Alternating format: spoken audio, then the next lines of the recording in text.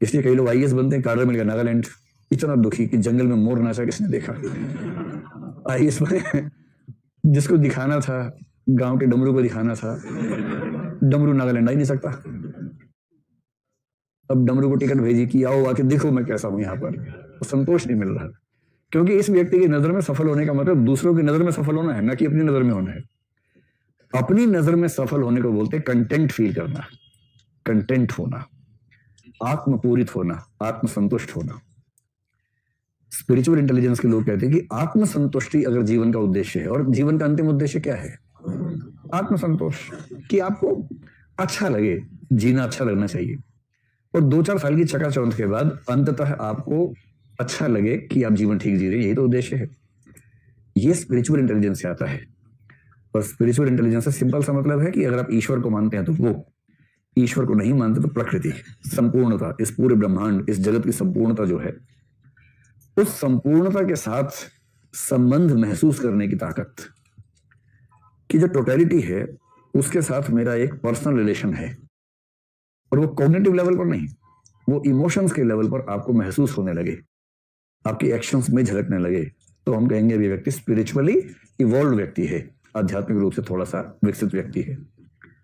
ये आपके सिलेबस में नहीं है तो पूछेंगे नहीं, लेकिन कभी इंटरव्यू में बताना चाहिए, अपने आंसर में जिक्र करना चाहिए, कर दें। इसके बाद कुछ लोगों ने कहा कि परसिस्टेंस कोशिएंट या परसेवरेंस कोशिएंट ये सबसे बड़ा फैक्टर है जीवन में सफलता का, और मुझे लगता है कि ये बात काफी हद तक सही भी है। परसेवरेंस कोशिएंट या परसिस्टेंस कोशिएंट, इससे बड़ा फैक्टर कोई नहीं है। और इस कोशिएंट का मतलब होता है लगातार धैर्य और निरंतरता के साथ अपने उद्देश्य में लगे रहने की क्षमता।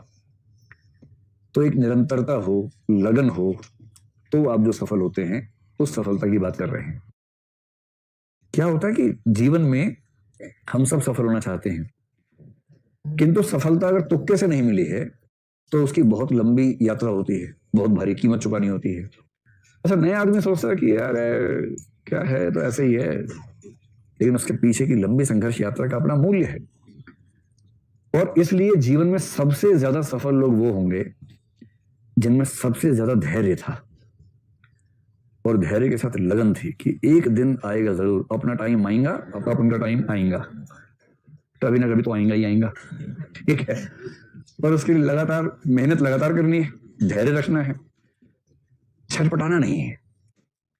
और इसलिए मैं कई बार आप लोगों से कहता हूँ क्लास में भी, आईएएस बनने में वही सफल होगा जिसके अंदर परसेवरेंस होगी।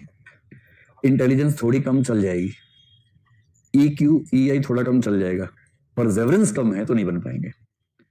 और जो लोग हर महीने एक रात को अचानक उछलते हैं आईएएस बनने के लिए, कुकर की भाप भर गई, ढक्कन की तरह उड़े अचानक, आईएएस बनना है, आज ही रात को बनना है आईएएस, और उसके बाद अमानवीय टाइम टेबल बनाते हैं अपना, जो 4 घंटे चलते चलते दम तोड़ देता है, और उसके बाद मामला टाइम फिर 1 महीने तक शांत पड़े हैं, फिर किस दिन खून गर्म हुआ, अचानक आईएएस बनने बैठ गए उस दिन, और मार्क्स टारगेट ये इंटरव्यू 250 नंबर, ऑप्शनल वैकल्पिक विषय 350 नंबर, जीएस 550 नंबर, और आईएएस टॉपर से 200 नंबर ज्यादा स्कोर।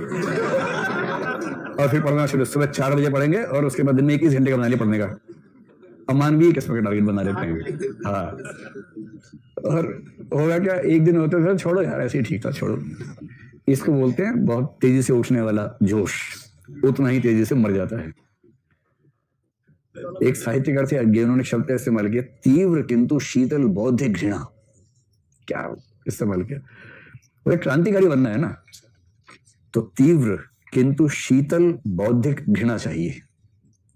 घृणा चाहिए व्यवस्था से, तो भावनात्मक नहीं, बौद्धिक घृणा चाहिए, उबलने वाली नहीं, शीतल घृणा चाहिए, शीतल घृणा। और तीव्र भी होनी चाहिए, बेचैनी भी हो। तीव्र किंतु शीतल बौद्धिक घृणा अगर है तो क्रांतिकारी बन पाओगे, वरना क्रांतिकारी बनना किसी के बस की बात नहीं है। ठीक उसी तर्ज पे अगर कहें, अगर बनना है आईएएस, तो लंबे समय तक धीमी गति में, मंद मंद गति में चलने वाला मोटिवेशन, एनर्जी, आत्मविश्वास, संकल्प, पढ़ने की इच्छा, और सफल होऊंगा ही होऊंगा ये भरोसा, अगर ये सब धीमी और मध्यम गति में चलता है लगातार, तो बनेंगे आईएएस। आईएएस बनना, सीएम बनना, पीएम बनना, कुछ भी बनना, कुछ भी बड़ा हासिल करना, उद्योगपति बनना, कोई बढ़िया एनजीओ चलाना, कैलाश सत्यार्थी बनना, ये सब ऐसे नहीं होता है। लंबे समय के सस्टेन्ड मोटिवेटेड एफर्ट चाहिए होते हैं। कुछ भाव समझ में आ गया क्या है? अब इन सबको समझते हैं क्या क्या होता है। तो अगर कोई आपसे पूछे कि सफल होने के लिए कौन सी 2 चीजें चाहिए जीवन में, या एक चाहिए? परसेवरेंस। परसेवरेंस में बाकी सब शामिल हो जाएगा। शानदार इंसान बनने के लिए क्या चाहिए? इंटेग्रिटी। सफल इंसान बनने के लिए परसेवरेंस। कायदे की बात करने के लिए ऑब्जेक्टिविटी चाहिए।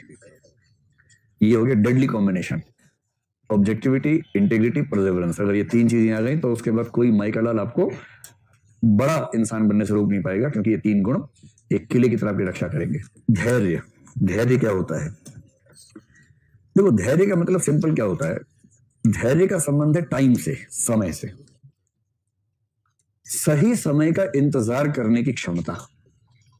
सरलतम भाषा में कहूं, सही समय तक इंतजार करने की क्षमता। इसमें टाइम फैक्टर बहुत काम आता है। समय, अच्छा, सही समय तक इंतजार करना है, ये कब कब जीवन में आ सकता है? 2 स्थितियों में आ सकता है। एक तो आ सकता है कि आप किसी ऐसे उद्देश्य के पीछे चल रहे हैं जिस उद्देश्य को हासिल करने की प्रक्रिया ही बहुत लंबी है। ठीक, तो एक तो हो सकता है दूरगामी उद्देश्य, जैसे आपने आईएएस का उद्देश्य चुन लिया। अब ये उद्देश्य दूरगामी है, ये ऐसा नहीं कि कल रात को मनु सुबह आईएएस बन गए, है ना। इसमें तो आपको तैयारी करेंगे 1-1.5 साल, उसके बाद एग्जाम देंगे, एग्जाम भी जिस साल शुरू होगा उससे अगले साल खत्म होगा, फिर सिलेक्शन के बाद ट्रेनिंग 6 महीने बाद शुरू होगी, फिर 2 साल ट्रेनिंग चलेगी, उसके बाद जाके पोस्टिंग मिलेगी। पूरी 5 वर्षीय योजना है। पहले बार में सफल होंगे तो 5 वर्षीय योजना है। तैयारी शुरू करने से अपनी फील्ड में जॉब में जाने तक का समय 5 साल का समय मिनिमम है इसमें। मैं ट्रेनिंग के 2 साल मिला के बोल रहा हूँ उसमें। पहली बार में सिलेक्शन होने की संभावना आपको पता है बहुत ज्यादा नहीं होती है, रेयर ही है, यानी कि समय और चाहिए, तो पेशेंस चाहिए। और दूसरा धैर्य कब चाहिए? कठिन समय में चाहिए।